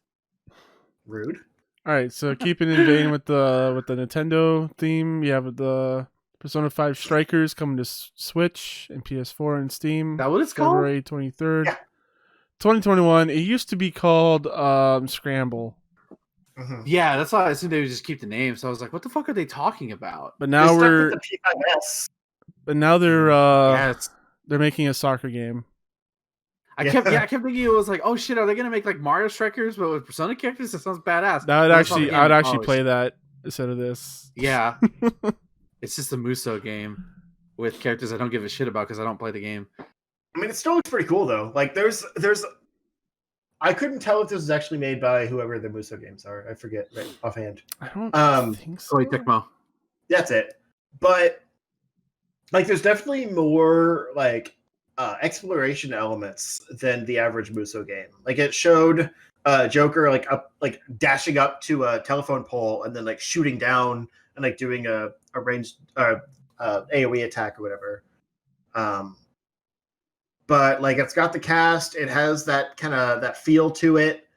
So it's similar to the Muso games, but I kind of like it. Like I don't totally understand the gameplay of it. I need to look more up because this game's been out in Japan for a while now. But I'm definitely interested. Apparently, it runs horribly. Oh, really? How about on PC? I've seen like. Is it on PC? It's coming to PC and PS4 as well. Oh, okay. I've only seen Switch stuff, and Okay. it's like the FPS is rough, the resolution's rough. I mean, who knows? Maybe they'll fix it for the American release, but like it's they're not going. You might want to look up some shit before you buy the game. I'm just saying. It's a Warriors game, bad frame rate and resolution. Yeah, I'm not surprised. Just bear that in mind. But I'd be more likely to pick it up on quote unquote PS4, with the PS5. Yeah. With improved loading times. Right. Yeah, I mean, I should be done with Persona 5 by then. So right, exactly. Just in time. Yeah, because one of my friends sent me a link to this trailer, and like a meme that was something like, when new Persona 5 news comes out and it drags you back in, and I'm like, you can't be dragged back in if you're still fully into it. So who knows? Maybe I'll hit this just in time. Pass. I don't have any segues again, so let's talk about some big companies. I want to save the Square one for the end, so we'll talk about BioWare first. So Casey Hudson and Mark Darrah are leaving the studio, and all current projects are planned to continue. So that's Dragon Age 4 and Mass Effect Legendary Edition. Woof. That's rough. I don't know who's there now. Nobody. Samantha Ryan will continue to oversee the studio, while Christian Daly, who joined BioWare from Blizzard, will now be leading the Dragon Age project as executive producer, with Matthew Goldman remaining as creative director on the project. The Mass Effect collection will continue to be led by Mike Gamble, which I guess was already in charge. So I don't know who any of those people are, but they're the ones taking over. Good luck, buddies. Yeah. You're gonna need it. The only name that I recognize is Casey Hudson because he's been there forever. So right, that's the problem. It was such high profile names before that it seemed like they're in hot water now. But for all we know, these could have been the main creative voices, and the ones that are leaving were just overseeing the projects. Did you guys? I know Casey Hudson has left before and come back again, so who knows? Yeah. Did you guys see the Twitter beef between Mark Darrah and one of the voice actors for Dragon Age? Mm-mm. I saw a posting of him cancel culture bullshit, him crying about that. He was so one of the voice actors, I don't remember his name. He was basically saying get out of here, goodbye Mark Darrah. Now Dragon Age could be good, and people were like, oh shit. There's just a lot of Twitter beef going back and forth. Good Lord, no! I don't. I mean, you'd think the people on the inside would know more. Maybe and the voice, Mark Darrah was causing problems, and or maybe a lot of people sold a sandwich. A lot of people were jumping on the voice actor, though. Of course they were, because they don't know anything about it. Yeah, so I have nothing. I have no idea about anything back there. But I just saw that. I just saw that Twitter stuff, and I was just like, "Oh snap!" So we'll see. It's never good to air your laundry, but. Dirty laundry, rather. Yeah, he could have sent a. I didn't. That would mean dude, what really gotta put this out here where everybody has to know it? Really? Right? Come on. Exactly. Yeah, it's not really professional. That's my problem. That's my problem with it. Yep. All right. This will be the segue into the Activision Blizzard. So Christian Daly. Let's talk about Blizzard. Activision Blizzard is suing Netflix over a poached executive. So the poached executive was their chief financial officer, Spencer Newman. Newman! Of course, it's always Newman. Yeah. But yeah, that's the story. I don't know. I thought this was two big companies. Should probably mention something about this, but I don't have a lot of. I don't have a business degree.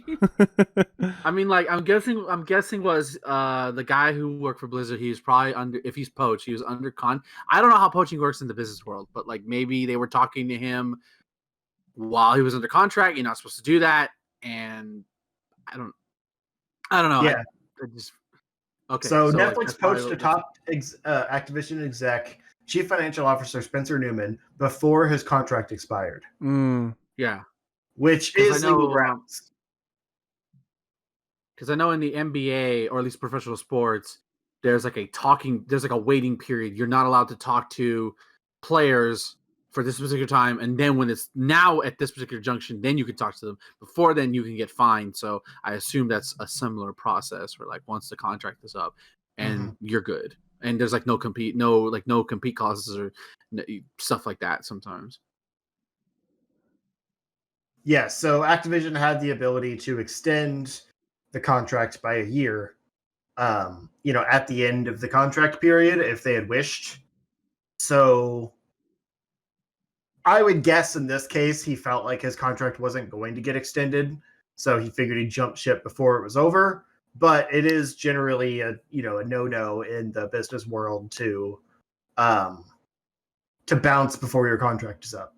Like, that's why contracts exist. Yeah. I don't know how long his contract was. Does it say in the article how long his contract was? Yeah. So he started working in May 2017 with his contract set to lapse in April of this year. So it was about a 3-year contract, and Netflix was wooing him in late 2018. Okay. Wow. Okay. Like a year and a half before his contract was set to be up.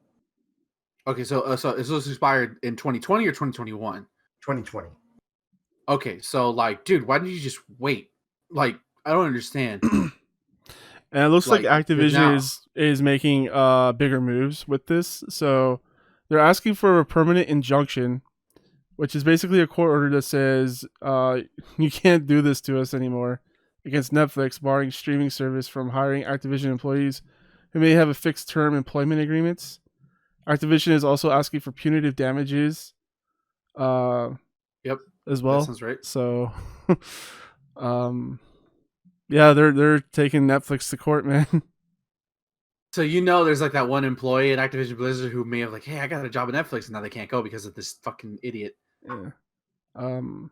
Also, probably not. There's probably not, but who knows? That's a possibility. It's a big company. Yeah, this article goes into speculation for Netflix looking to get into video games because they did with their Stranger Things. Mm-hmm. Yeah, and they've done interactive movies and stuff like that. Yeah. Like, Activision's sleazy, and I feel like they would only do this if they feel threatened for some reason. Like, if they feel like, hey, this is something we can get money for because we're not making money elsewhere. It's usually a cry that they're in trouble, is the point. But also, like, technically, Netflix is in the wrong here. So, like, as much as I'm not a big fan of Activision, I understand where they're coming from with this suit. But, like, I get so tired of legal action. Like, there's rarely a good reason to do it in the business world. It's just babies with too much money crying at each other. He stole my point. Yeah. There's so I don't know. This also reminds me of Netflix is also getting not sued, but like the Canadian government is trying to make them to pay more taxes, basically, for coming into Canada. So Netflix Netflix is under like a lot of financial stress, I guess. Not to mention the debt they're still in. Oh yeah. So everyone wants a piece of that Netflix, and they have no more ass to give. Which is funny because people should pay their taxes. Like, totally, do that. Yeah. Right. I work for the government. I have to, or I will be fired. But like, Netflix works in a way that if they actually have to spend money, they're not profitable. So, like, if they hemorrhage money to all their investors and stuff on the promise that, oh, well, this show will make you money back. But all of their stuff works in a way that if they don't get new subscribers from each show, they're basically like they're producing content for free.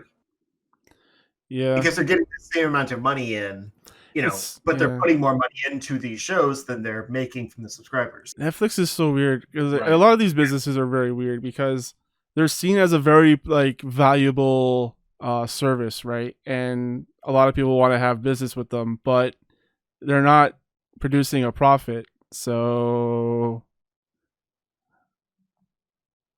I don't know. Fuck business. I didn't sign up for this. Yeah. Yeah. Yeah, it's a weird thing. Like businesses find the loopholes to not have to pay as much money into other things so that they can maximize profit.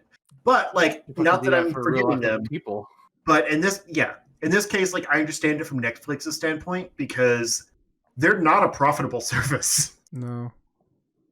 So it's weird. And like in this case, we're kind of going in the weeds here, but in this case, like Activision is trying to get money from them when they really don't have money to give. I don't know. Let's talk about something simpler though. So SaGa Frontier is getting a remaster. What is this game? I've never heard of this. You guys don't know what SaGa Frontier is? Oh, I do. I just don't like it. Can you? I'm sorry, Mr. JRPG Wizard. How are you the weeb of the group? Like, does not know what SaGa Frontier is? I like good shit. Is that why? And maybe this game was not released over other consoles, so I'd missed out on it. It was on PS1. Yeah, I played it on the PlayStation. I didn't. Yeah, I only. I had an aneurysm right there. Only JRPG I played on the PS1 was Grandia, and that was in 1999. This is one of those games where I went over to my cousins and I played a little bit of, and I was like so enamored by, but I never like played a whole lot of. And now it's being re-released, I can have a chance to play it again. This is one of those that like I heard a lot of really good things about, and I know the SaGa series in general. Like I like the SaGa series, but I never played this first one. And I was doing the suggested PS1 games video, and this is one of them that was put out there. So I tried it, like, in the possibility of putting it in that video, and I couldn't even get enough footage from it to like justify including it because there's like 8 different characters that all have their own stories and stuff. But I had no idea what to do with any of them. Oh, this is where Octopath draws this inspiration from. Yeah, basically, yeah. Actually, yeah. Okay, I think Octopath was created by former SaGa developers, and was turned into its own franchise instead. But I'm gonna try out for this game then. Yeah, like it definitely seems interesting. I just like, I don't know, something about the progression of each character. Like I wasn't invested in where they were going, and half the time, like it started like in media res, so like I had no idea what to do with that character, like where to go or anything. Yeah, I remember as a child when I played, I think it was Blue or Red, like one of the superheroes. Wait, what? Yeah, they're basically like Power Rangers or something. Oh, you're just selling me on this game. I love. Okay, so like one of them is all kinds of different characters. Yeah, one of the stories was like it was kind of like a Green Lantern thing, wasn't it? Like the guy died and he gave his powers to the kid that was like with him. Yeah. Was that someone with the light puzzle? I don't remember. Because there's one I tried, like I could not figure it out. There was like some like you have to refract the light to open a locked door, and I got so confused, and it was like 10 minutes in. No, what I got confused was that I got into a fight, and my guys were like, I can't activate my powers here because people will know, and then I just got killed constantly, and I was like, I didn't know where to go from here. So now that I can actually play this game, I can probably figure that out now. So it's pretty obtuse, but like it's good that it's being released. There's a admittedly small but rabid fan base for this game. And like I said, I played other SaGa games, like the future ones, and I liked them. I think Romancing SaGa is like a lot of people like the Romancing SaGa series, yeah. Yeah, and I really liked that. Maybe this will make them like look into re-releasing or remastering those. Yeah, maybe. So yeah, good. I like to end our shows with like a positive note of some sort. Except for last week. Yeah, I'm excited. You made me excited about a game I had no idea that I was going to be excited about. Yeah. So that's 3 games in 2021. I'm looking forward to with that whole multiple playable characters thing. Yeah, I can probably stream it too. Why are you touching yourself? It's hot in here. Damn it! He forgets he's on video. You have your camera. No, if I had my camera, I would. If I forgot that, I would have just removed this. You would have seen all the tit. So Justin, where can people find all your tit? Nowhere. Unless you put a surveillance camera in my bedroom. Onlyfans.com/0score. Right. Like, honestly, I take my shirt off when I go to bed because it gets hot under the blankets. But like as soon as I get out of bed, like I find the nearest shirt because it's cold everywhere else in the house. You're weird. Yeah, whatever. I'm like a furnace in bed. It's weird. So am I, but like I mean, I don't wear a shirt if I'm not on camera.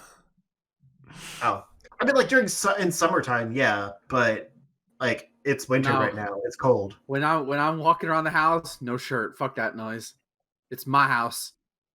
Anyways, also, Justin, cats play on me a lot, and so like their claws. Like at least I have some protection with the shirt on. Anyway, I am at 0 Score on Twitter, YouTube, Twitch.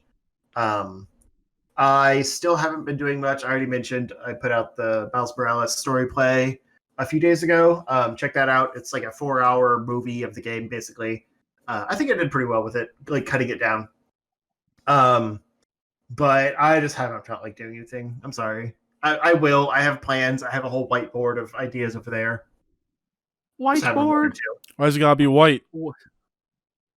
I didn't say that. It wasn't me. Not me. I didn't do it. I was just gonna say that sounds close to waterboarding. I mean, I imagine it has to be white so that the marker shows up better. Because you got to be pale. That's him, officer. That's him right there. Like dark colors on pale material. Ben, where can people find you? You can find me at twitter.com/marvelousiggy for all things related to the Marvelous One. You can check the pinned tweet because I actually put out a new video this past time. It's on Pokemon Sword and Shield. I kind of said at the beginning of my video, this is sort of like my counterpoint to all the stupid negativity that was going on with it, with Pokemon Sword and Shield leading up to its development. So I kind of talk about that. But then I just talk about why I love the game so much. And even though it has tremendous imperfections, as Justice Cat does not want anything to do with him right now. I talk about the game. I was kind of concerned about my footage because like I wasn't sure I was enough, but I think I did a good job. I think it's a good video. And my next video, I originally stated it was going to be Mortal Kombat 11, but I changed course on that, and now because of Hyrule Warriors, I talked about it earlier, that like playing Zelda's Lullaby, it got me teary-eyed, misty-eyed, and I kind of tweeted out that that's my favorite track in the entire Zelda series. And so now my next video in 2020, my first video of 2021 will be on Zelda music, not like a top 10 or anything, just the ramble video of just my favorite Zelda musics throughout the series, and just talking about like how it's impacted me in my life, and how it made me appreciate music on a level that I didn't appreciate it before, in terms of like it as a composition pieces. So look for that. I'm not a music genius or anything, but it's talking about like the ramble videos are talking from my gut, and hope you enjoy. So you can catch me live every Sunday at 8 p.m. Central Standard Time, and every Wednesday at 6 p.m. Central Standard Time at twitch.tv/Iggy2814.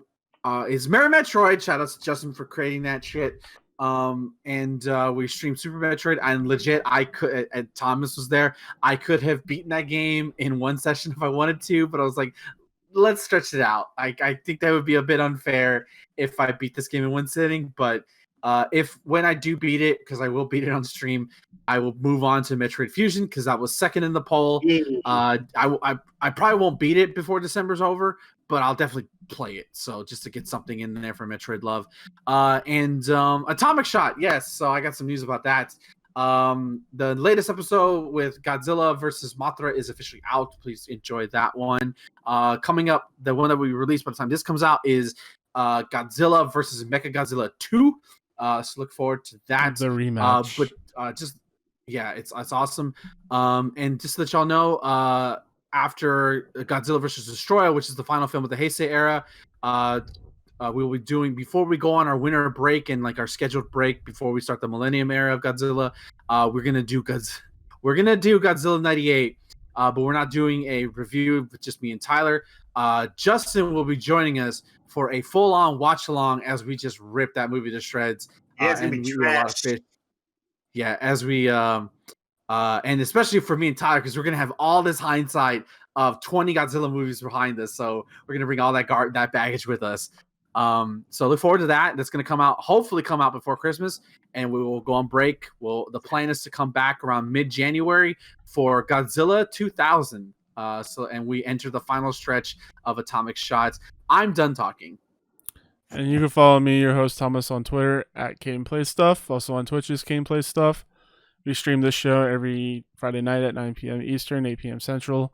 You can email me, thomas@charshot.com. If you want to be a guest on one of our shows, please email me there. You can email us codes for video games if you want us to check them out, or movies. I don't know. What else do we have going on? I released... That'd be fun. I released a vlog on my own personal channel, Gameplay Stuff on YouTube. It's a vlog. It's just me and my girlfriend going through a light drive-through. It's pretty cool.